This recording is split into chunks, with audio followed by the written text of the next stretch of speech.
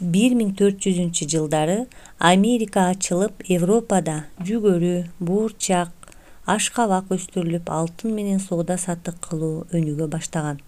Ошондой болсо да, таттуулар аралы деп аталган Индияга барууга кызыгышып, бирок деңиз үстүндө ал жака саякатка баруу кооптуу болгон.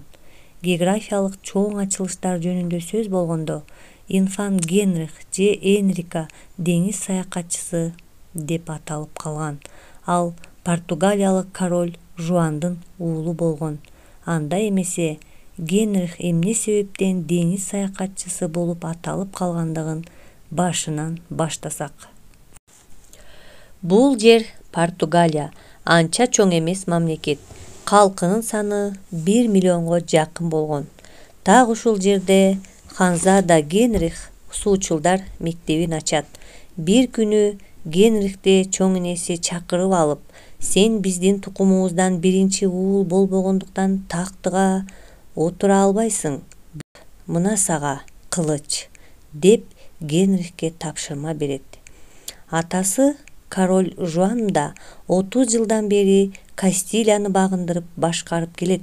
Ошондой болсо да, бийлигин күчтөндүрүп сактап калыш үчүн уулуна ишеним көрсөтөт.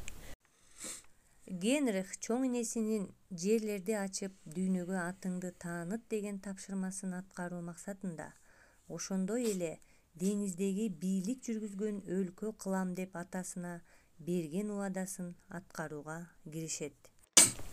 Ал өзүнүн саякатында базардан буудай, күрүч, туздун жанынан мурч, имбир, корицаны көрүп соодагерден сурайт.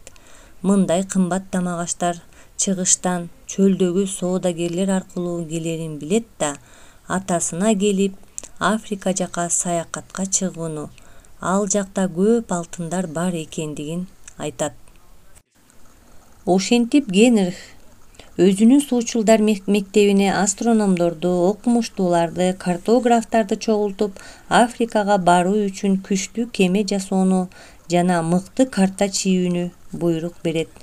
Яхуда жана Себастьян ар бир шаар, ар бир айылды картага түшүрүп, Птолемейдин картасынан айырмалуу болгон карта түзүшөт.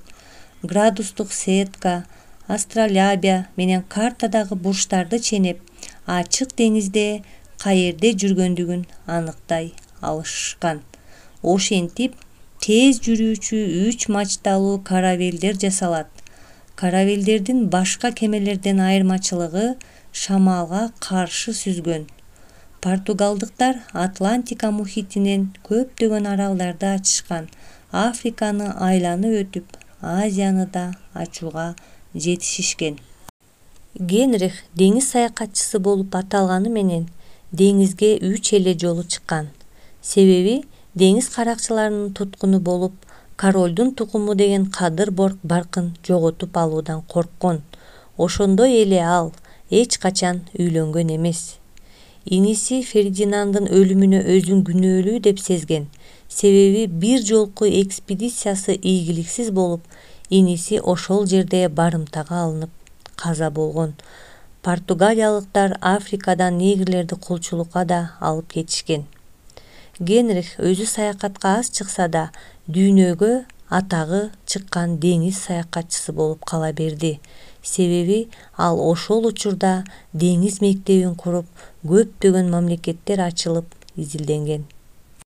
Генрихтин суучулдар мектебинде астролябия деген куралды колдонушкан. Ал бурчтарды ченүүчү илгерки геодезиялык аспап болуп саналат.